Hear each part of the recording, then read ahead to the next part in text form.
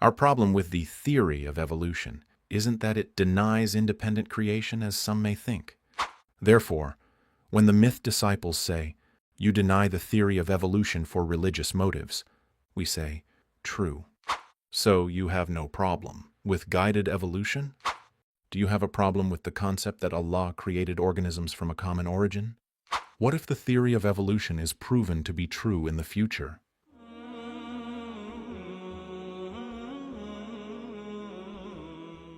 Peace be upon you. This question is asked after every episode. Why do you assume that the theory of evolution conflicts with Islam? Now that we've scientifically and thoroughly discussed this topic, we'll summarize the answer for you. We promised you that these episodes would be methodological and that they provide the principles for sound reasoning. So, our answer in this episode and what follows will follow these principles, Allah willing. Some of what we'll say today will be brief, like headlines, to which we will provide more detail and evidence in the following episodes. First, it is very important to know what we're talking about specifically, so that both of us are referring to the same thing when we say, the theory of evolution. The theory of evolution does not simply mean that organisms descended from a common ancestor. Rather, it means that they descended from this common ancestor through a series of coincidences, without intent and without the need for an all-knowing, all-capable creator. This is the common denominator for all variations of the theory, from its initial form by Darwin and throughout all its subsequent modified versions, as we explained in detail in the episode Worshippers of Microbes.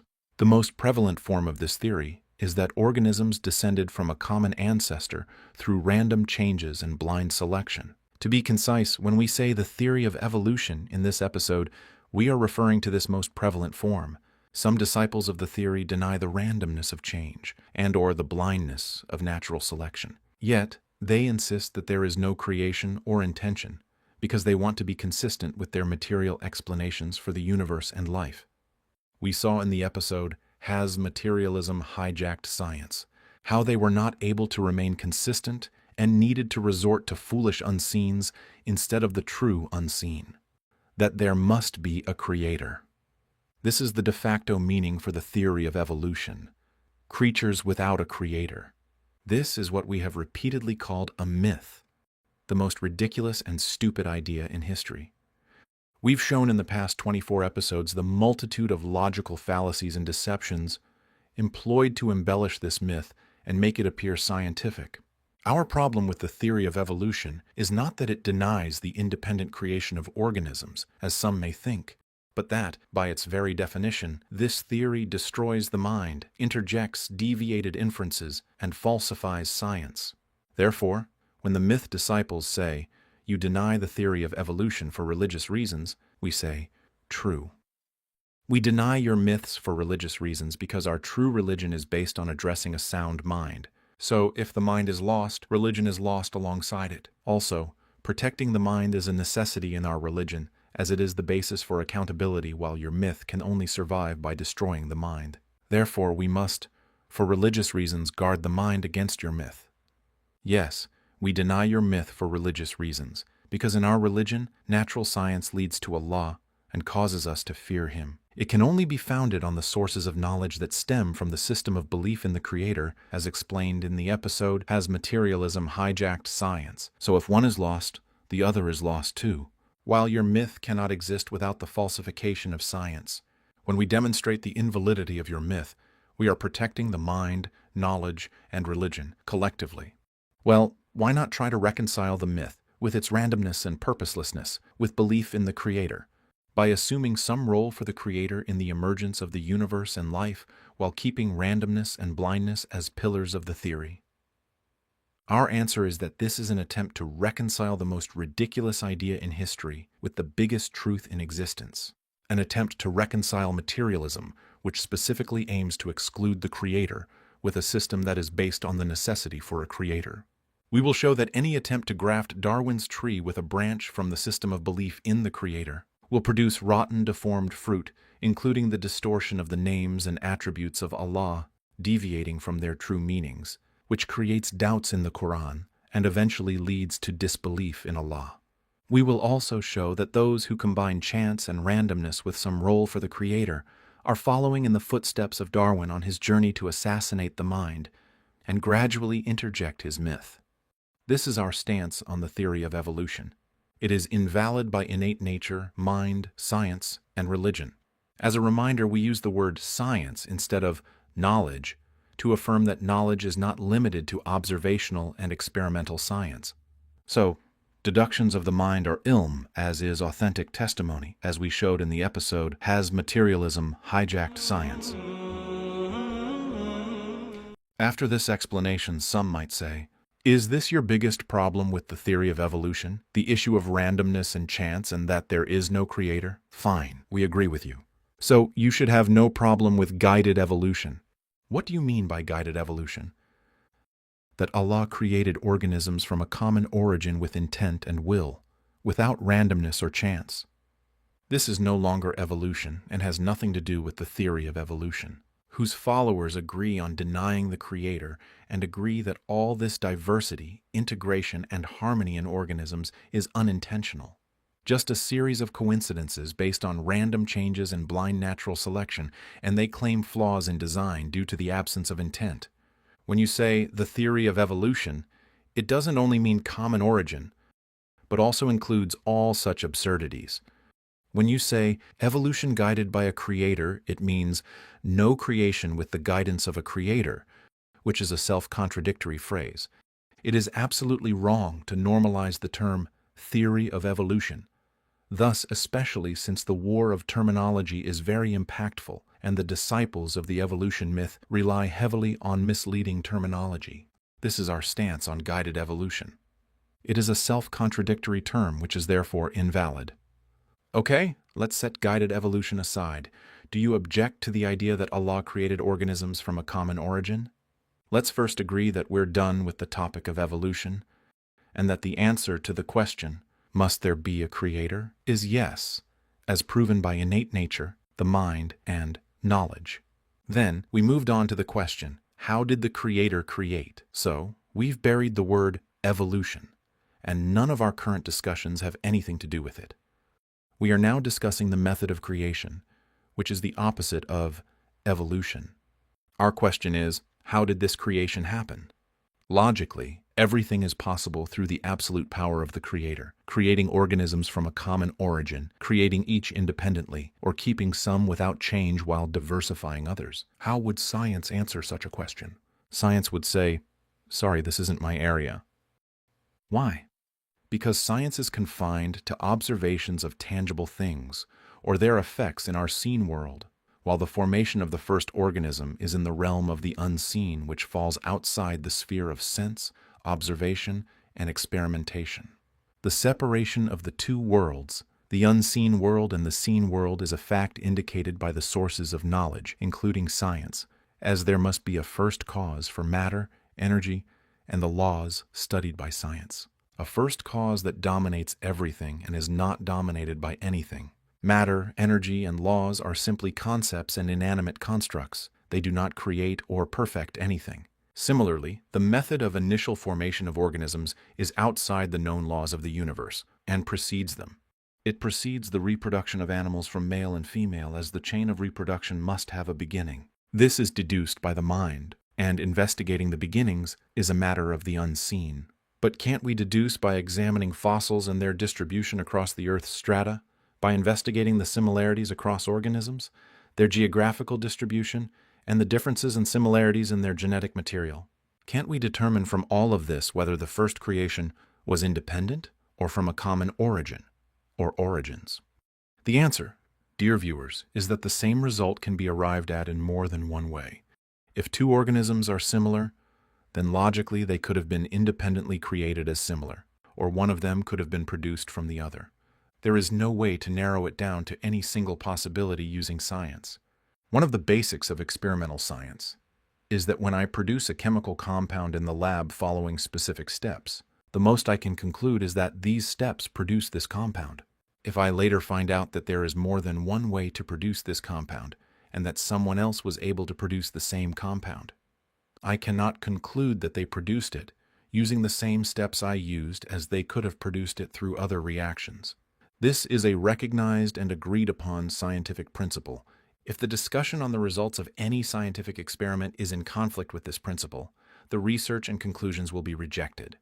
This is for compounds with well-determined preparation methods. So how about the unseen first creation of organisms, completely different from human actions and unlimited by human choices? You might say, why did you allow yourself to invalidate the theory of evolution with science, but now you refuse to use science to prove or disprove the methods of creation? We repeat, dear viewers, there are two questions. Must there be a creator? How did the creator create? The theory of evolution, which says there is no need for a creator, closed the door to the unseen and searched for explanations for life in the seen world. We have shown throughout this series from the beginning that these explanations are invalid by mind, innate nature, and science. The theory confined itself to explanations from the seen world, so we used its evidence and tools against it. We also showed how science, which the theory claims to respect, is innocent of it and destructs it from the core. Then we showed how, instead of acknowledging the true unseen, the theory resorted to assumed unseens that we demonstrated as foolish. While, when we said that explaining the beginning of creation is outside the sphere of science, we used innate nature, mind, and science to answer the first question, yes, there must be a creator. All these sources of knowledge, including science, show that he is a creator with absolute power and absolute will, and that his actions are not subject to material laws. Rather, the laws are simply descriptions of some of his effects that we observe in the seen world. As for the unseen, it does not lie in the domain of science. Rather, the domain of science is the seen world and the cosmic laws which the Creator decreed for the universe and life. How do we know then? How do we know if the Creator created organisms from a common origin or created them independently? How do we know the answer to this question about the unseen?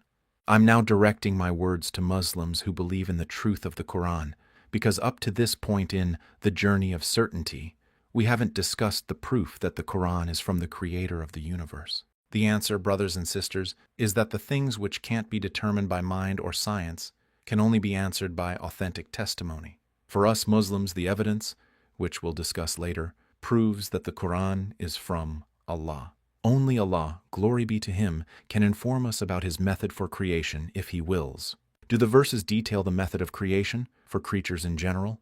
The answer is no. They seem to indicate that Allah has kept this knowledge exclusively to Himself. I did not make them witness to the creation of the heavens and the earth or to the creation of themselves. Revelation informs us about some of this unseen, such as the original substance for the creation of Adam. It is a manifestation of Allah's wisdom that the truth of the Quran's testimony about the creation of the first man is confirmed by the verses on the observable world, later verified by science, such as the stages of fetal development. You may ask, what about the verses which is translated as, say, travel through the land and observe how He began creation?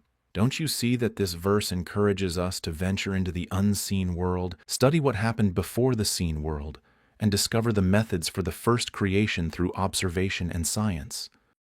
The answer is that Allah does not demand the impossible from us, and this verse has many beautiful meanings that we'll address in a future episode, Allah willing.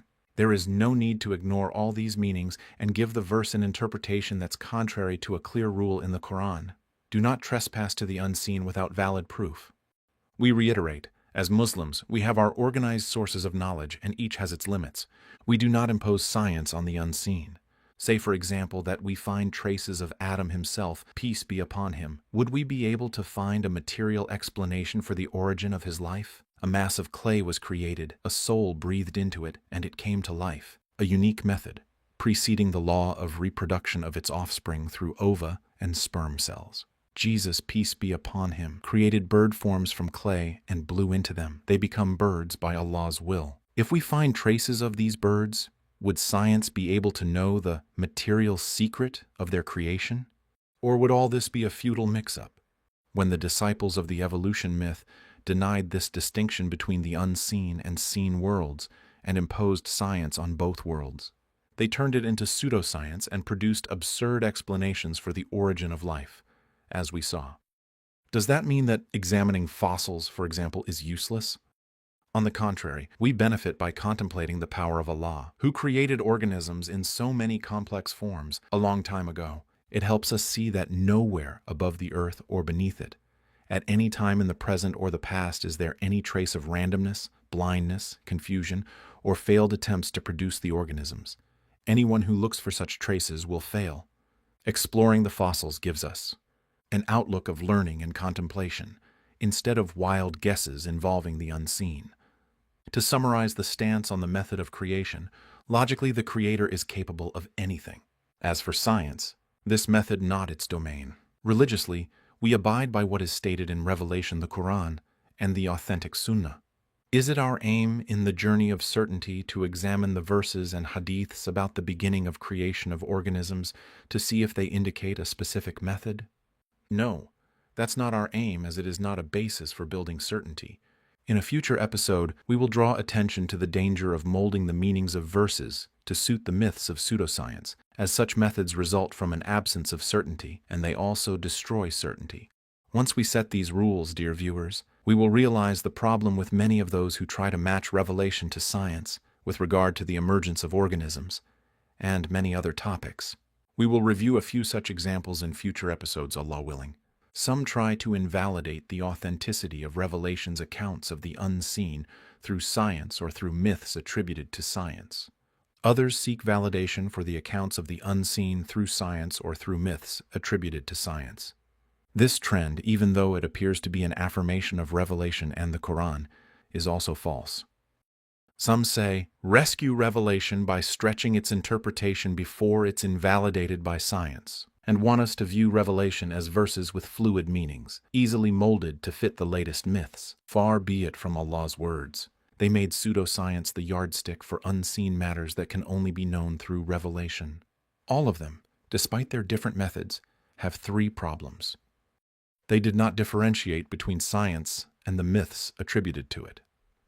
They not only imposed science on the unseen world, but also forced these myths on it. They also did not appreciate Allah's words, which is translated as, and indeed, it is an unassailable scripture. No falsehood can approach it from before or behind it. It is sent down by one full of wisdom, worthy of all praise. So it cannot be invalidated by falsehood, or validated by falsehood, or interpreted through falsehood. It is a majestic, dominant ruling book, sovereign and not subservient, a leader that is led by none. Surely this Quran is a decisive word, and is not to be taken lightly, not as the followers of falsehood would like it reinterpreted or adapted to suit their myths. They raised the myths from their swamp and tried to pull down Revelation from its exalted status to bridge the gap between them. If you understand what we discussed, you will know that the question, what if the theory of evolution is proven to be correct in the future, contradicts the most basic axioms in the philosophy of science, because science will never provide now nor in the future proof for something outside its scope, let alone provide proof for a myth that opposes all the sources of knowledge upon which science is based. This is our answer to the question on the beginning of creation. May the peace of Allah be upon you.